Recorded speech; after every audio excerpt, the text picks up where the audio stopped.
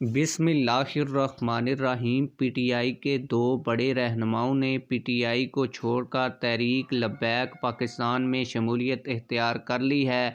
جبکہ شیخ رشید نے P T I کو چھوڑ دیا ہے اور پی ٹی آئی نے بھی شیخ رشید کو فارغ کر دیا ہے۔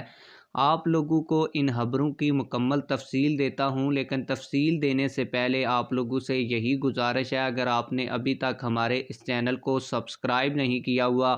تو چینل کو سبسکرائب کر لیجئے اور ویڈیو کو بھی لائک کر دیجئے تاکہ ہماری ہر نئی آنے والی ویڈیو آپ لوگوں کو بر وقت ملتی رہے۔ پی ٹی آئی کے جو دو بڑے رہنما پی ٹی آئی کو چھوڑ کر اپنی برادریوں اور گروپوں سمیت تحریک لبیک پاکستان میں شامل ہوئے ہیں، ان کے نام بھی ویڈیو میں آگے چل کے آپ لوگوں کو بتاتا ہوں، اور یہ بھی بتاتا ہوں کہ یہ لوگ کس حلقے سے تحریک لبیک پاکستان میں شامل ہوئے ہیں۔ آپ لوگوں کو بتاتا چلوں کہ شیخ رشید 40 دن غائب ہو گئے تھے، جس پر پی ٹی آئی کی جانب سے کہا گیا کہ پی ٹی آئی کے اہم ترین رہنما شیخ رشید کو گرفتار کر لیا گیا ہے۔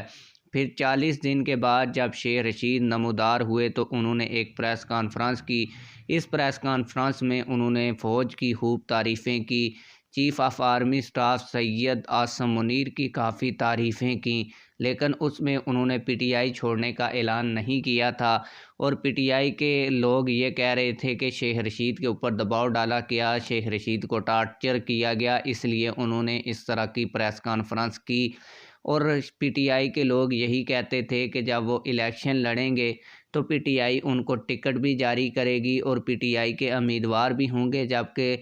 کچھ سخت ترین لوگ یہ کہتے تھے کہ ایسے لوگوں کو پی ٹی آئی کو ٹکٹ نہیں دینا چاہیے، بلکہ اپنے ورکروں کو جو ابھی تک عمران خان کے ساتھ ڈٹ کر کھڑے ہیں ان کو ٹکٹ دینا چاہیے۔ لیکن کچھ لوگ یہ کہتے تھے کہ اگر پی ٹی آئی نے شیخ رشید کو ٹکٹ نہ بھی دیا تو پی ٹی آئی ان کے خلاف اپنا کوئی بندہ کھڑا نہیں کرے گی۔ لیکن بڑی خبر یہ ہے کہ پی ٹی آئی نے NA56 جہاں پر شیخ رشید الیکشن لڑ رہے ہیں ان کے مخالف شہریار ریاض کو ٹکٹ جاری کر دیا ہے۔ شہریار ریاض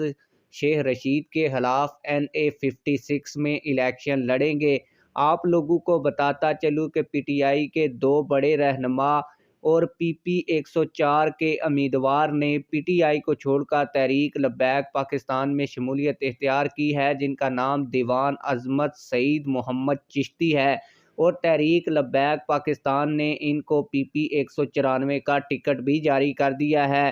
جبکہ ایک اور بڑی شخصیت ملک عمر نواز صاحب نے تحریک لبیک پاکستان کے NA102 کے امیدوار راجہ سلیم عابد صاحب سے ملاقات کی ہے اور اپنے پورے گروپ سمیت پی ٹی آئی کو خیر آباد کہہ کر